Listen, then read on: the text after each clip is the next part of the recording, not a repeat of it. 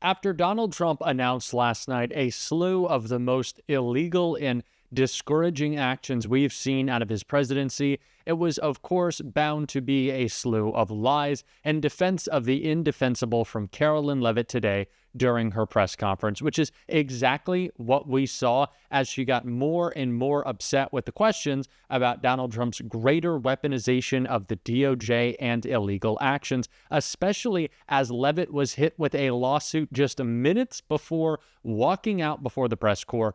We are going to get into it all, both her meltdown at the press conference and that new lawsuit trying to stop the Trump administration's disgraceful attack on our Constitution. But before we do, if I could quickly ask you to leave a like on this video, and if you haven't already and you enjoy our channel, to hit that subscribe button. It goes a long way, and it really does mean a lot to me. Now, let's start with maybe the craziest post from Donald Trump that Leavitt was asked about last night right here.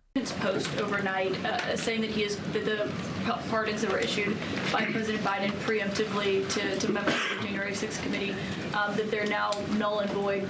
Have attorneys here at the White House told President Trump that he has the legal authority to undo a pardon simply because it was signed by auto pen, as he said?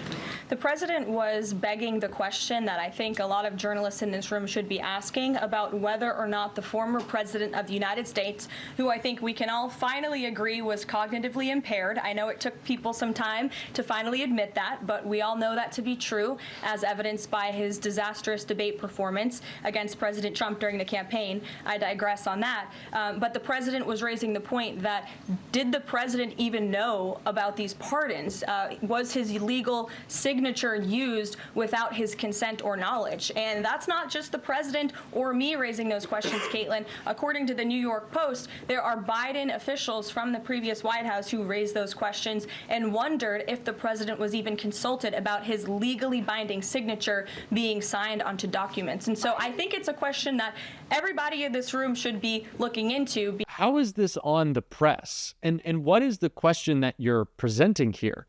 Did Donald Trump void these pardons or did he not? You're not giving a straight answer, but we know what the answer is. Donald Trump does not have the ability or authority to do so. And again, what is this attack on the press that you're levying? They didn't ask enough about Joe Biden's mental and cognitive state. I think that's all they talked about. And if the press had been a little bit more focused on the 34 times over felon who planned to be a dictator on day one and now is carrying out that agenda, maybe we wouldn't be in this position right now. If they cared more about Donald Trump's words than Joe Biden's couple of slip-ups every once in a while. But, of course, that's not the position that we're in, so Donald Trump is breaking the law from within the Oval Office, and when Karoline Leavitt was asked about that, her response is exactly what you'd expect.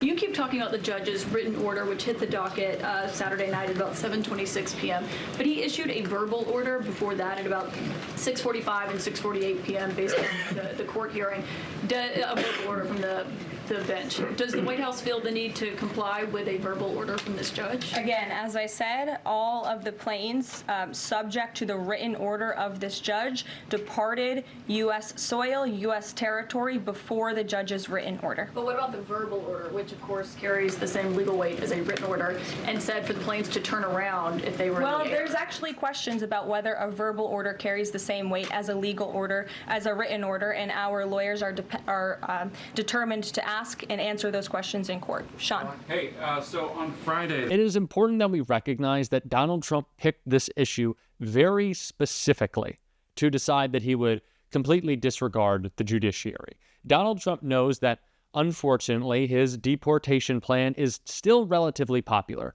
His economic plan isn't. Nothing else he's doing is, but the deportations, to an extent, are. They are more popular. And so they're using this wedge issue to claim that activist judges are trying to stop the deportation of criminals and terrorists, which is not what judges or Democrats, for that matter, want to get in the way of. It is the racial profiling of legal residents who are being shipped to countries they are not from, where languages are spoken they do not speak, and dangerous prisons they should not be in because they didn't break the law. That is what is happening right now. But the guise of it all is that Democrats want to stop these deportations. Judges want to stop these deportations. And that is why they are picking this issue.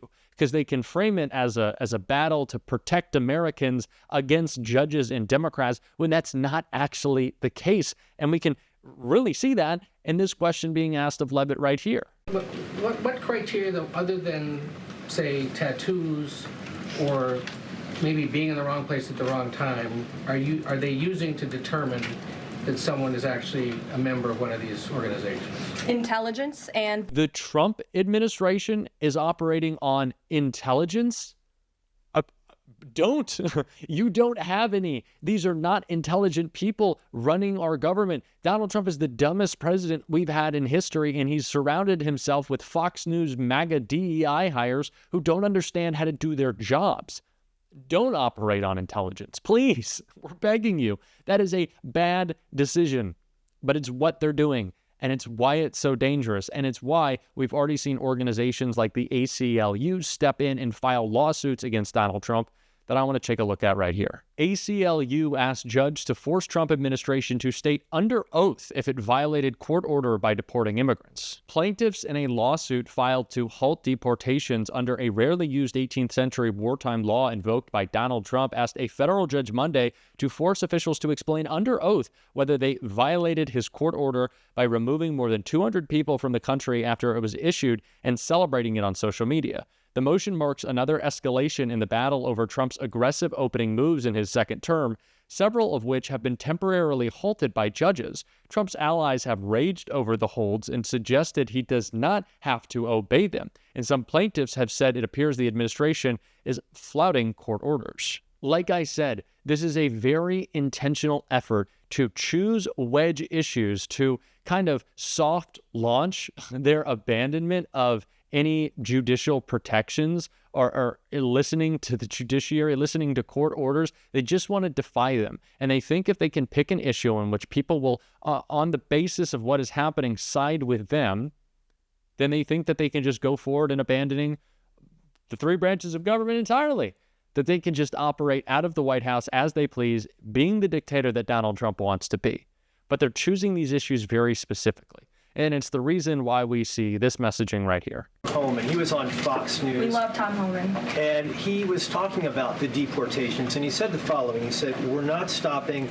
I don't care what the judges think," which seems to me, just reading that, that you don't care what orders come from the federal bench. Is that the case? Can you clarify that, please? Well, I think since you just quoted Tom, I'll quote Tom. He said, "I don't care what the judges think, but I can assure you that the administration is complying." What they're really saying is not, we don't care what judges think when it gets in the way of protecting American safety, which again, no one would say a word if Donald Trump and his administration, as other administrations in the past have done, were deporting through the correct legal processes, actual criminals.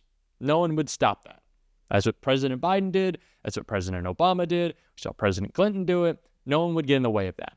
But the racial profiling of legal residents of this country, not providing them due process, and then shipping them out to countries that they have never been, that is illegal. That is morally wrong. But it is the first step into Donald Trump disregarding any accountability from the judicial branch. That's what this is all about, is if they can do it here, they can do it anywhere.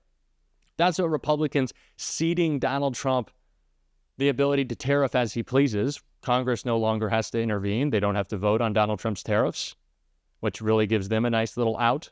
That's what it's all about. It's giving him more power. And Andrew Weissman did an incredible job breaking this all down, the legal aspects on MSNBC, and I want to take a look.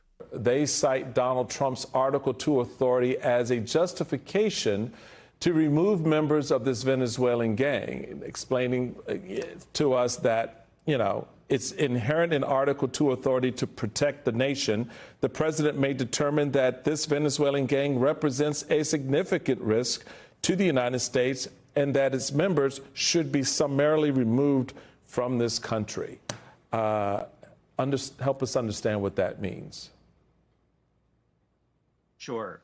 So this is an incredibly fast-moving story where you have the district judge, as you noted, issuing a temporary restraining order, finding that the Alien Enemies Act from over 2 centuries ago. I tried not to do math in public, but I can do that to say this is over 200 years old. It has been rarely invoked.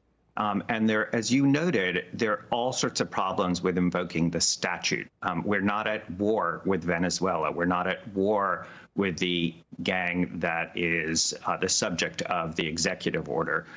There is no invasion that is going on. And you also have to show that the people you're removing are actually part of that gang, even if there were an invasion or a war.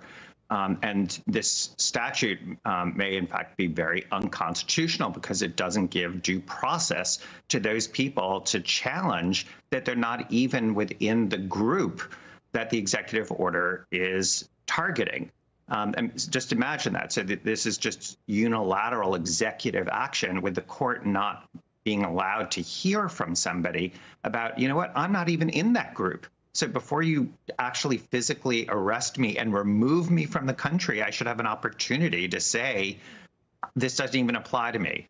As you noted, the government has taken a really expansive view of presidential power to say that the president's view of whether we're at war or whether there's an invasion and who is in the group is preclusive, and that the courts should not have a role in hearing this. I think that's really a bridge too far, even for ultimately what will likely be a Supreme Court decision in this area. This should all be tremendously worrying, and it is. And I think if we don't fight back out of fear that what Donald Trump is doing on these deportations is popular, then we are making a tremendous mistake. If we say as Democrats, as we have for too long, oh, well, deportation is somewhat popular, maybe we should let Trump. No, he picked this issue specifically for that reason. If we do not step up and communicate, not only is this morally wrong but dangerous in an effort to violate the Constitution and give Donald Trump unilateral authority over our government entirely in the long run, then what are we even doing? What's the point if elected Democrats won't step up and say that because they're worried that they might be on the wrong side of a popular issue for Trump? If you want to make it a popular issue for us, go out and message it. That's what AOC says.